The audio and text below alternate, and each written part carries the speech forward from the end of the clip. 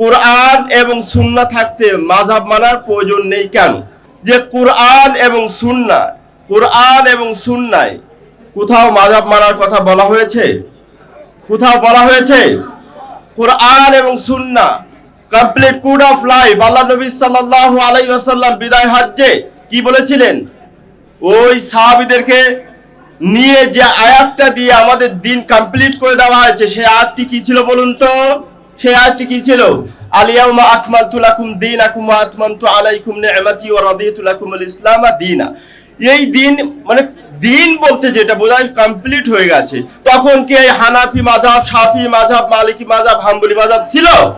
তাহলে দিন কমপ্লিট হয়ে গেছে, কিন্তু সেই সময় এই মাযহাব ছিল না, তাহলে এটা দিনের অংশ না, তাই না? আর যদি কোরআন এবং সহিহ সুন্নাহর মাযহাব মানার কথা থাকতো, তাহলে তো আমাদের ইমাম আবু হানিফা, ইমাম মালিক, ইমাম শাফি, ইমাম আহমদের নামে মাযহাব হতো না, মাযহাব হতো অন্য কারো নামে। এবং আমাদের আবু বকর রাদিয়াল্লাহু তাআলা আনহু, ওমর, ওসমান, আলী সকলেই মাযহাব মানতেন যদি কোরআন এবং সহিহ সুন্নাহ থাকতো, তাই কি না?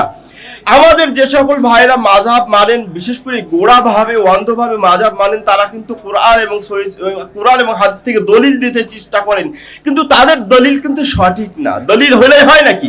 দলিল তো যে মিথ্যা জমির দাবিদার সেও নিয়ে যায়, যে সত্য হকদার সেও নিয়ে যায়, দুটোই দলিল, কিন্তু দুটোই দলিল কি গ্রহণযোগ্য হয়?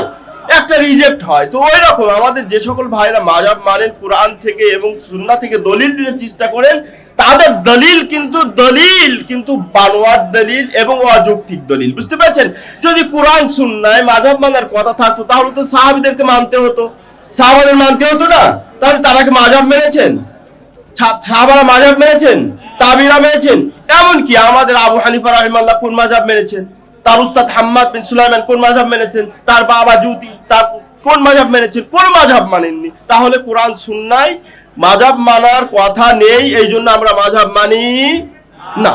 দ্বিতীয়ত, আমরা আরেকটা বিষয় জানি যে আমরা কবর সহ অনেক জায়গায় অনেক কিছু সম্পর্কে আমরা এমন একটি জাতি, আমরা এমন একটি ধর্মের অনুসারী যে একমাত্র আমরা বলি যে আমাদের সমস্ত অ্যাক্টিভিটিস, আমাদের সমস্ত কার্যক্রম, চলাফেরা, লেনদেন, বলা, দেখা, শোনা, ব্যবসা বাণিজ্য সব কিছু সম্পর্কে কিয়ামতের দিন আল্লাহর কাছে জিজ্ঞাসিত হতে হবে, ঠিক কিনা?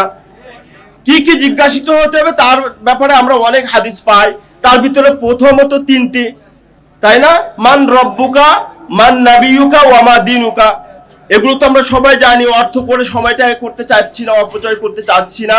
তো আমরা কি কি বিষয় আমরা জিজ্ঞাসিত হব বলুন তো? এই যে ভাইরা, এই খাওয়ার সময় আবার দিবেন না, আমি কিন্তু অন্য আগে দিবেন, আমি অনেকক্ষণ এসে বসে আছি। আমরা কোন কোন বিষয় জিজ্ঞাসিত হব কিয়ামতের দিন? প্রথমত তিনটি। কোন কোন বিষয়? আল্লাহ, মান রব্বুকা, আল্লাহর সম্পর্কে, নবী সম্পর্কে, আর দিন সম্পর্কে। আরো অন্য আয়াতে, অন্য এক হাদিসে এসছে চারটি বিষয় প্রশ্ন করা হবে। এর মানে আনসার কমপ্লিট না করে আমরা একটা কদম আগে যেতে পারবো না। আন উমরিহি, বয়স সম্পর্কে, সাবাবিহি এসছে কোন রিওয়ায়াতে 5টা যেটা এসছে। তারপরে আমাদের ইলম সম্পর্কে, ধন সম্পদ সম্পর্কে, আমাদের বডি স্ট্রাকচার সম্পর্কে, তাই না? তাহলে মাযহাব সম্পর্কে জিজ্ঞাসিত হতে হবে। কিন্তু এখানে একটা আমাদের নোট দিয়ে রেখে যায় আপনাদের জন্য। নোটটা দেখুন, আমাদের জিজ্ঞেস করা হবে আল্লাহ সম্পর্কে। তো সেই আল্লাহ সম্পর্কে যারা মাযহাব মেনে জান্নাতে যেতে চাইছে, দিন মনে করছে, সেই জায়গায় সেই প্রশ্নের মধ্যে তাদের ভেজাল। কি ভেজাল বলেন তো?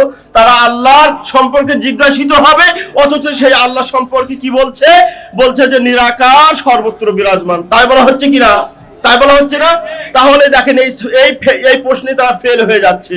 আবার একটা মজার তথ্য অ্যাড করি যে আমাদের ওই সমস্ত ভাইরা বলেন যে ইমাম আবু হানিফা রাহিমাহুল্লাহ আল্লাহকে কতবার স্বপ্ন দেখেছেন?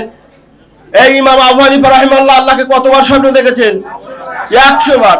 তো যারা বলে যে আল্লাহ নিরাকার, তাহলে তাদের ইমাম স্বপ্নে কাকে দেখলেন, কি দেখলেন? তাহলে আমাদের প্রথম প্রশ্ন ছিল কি আল্লাহ সম্পর্কে, সে জায়গায় তাদের আনসারটা কমপ্লিট হচ্ছে না, ফেল হয়ে যাচ্ছে।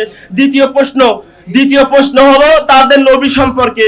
আর নবী সম্পর্কে তাদের এত বাজে ধারণা, নবী নূরের তৈরি, নবী হাজির নাজের, নবী জিন্দা নবী।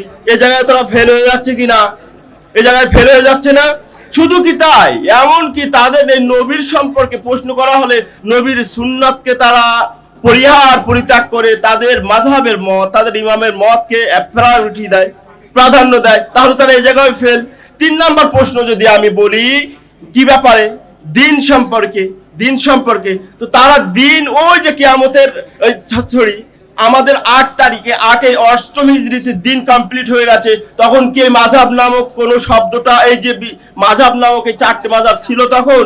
তাহলে তারা ওই যে দিন কমপ্লিট হয়েছে সেই দিনের মধ্যে একটা সংযোজন করে দিল, সংযুক্তি করে দিল, তাহলে এই প্রশ্ন তারা কি ফেল। তাহলে এই জন্য আমরা মাযহাব মানি না। বুঝতে পেরেছেন? আল্লাহ আমাদেরকে তৌফিক দান করুন, আমিন। আসসালামু আলাইকুম ওয়া রাহমাতুল্লাহি ওয়া বারাকাতুহু।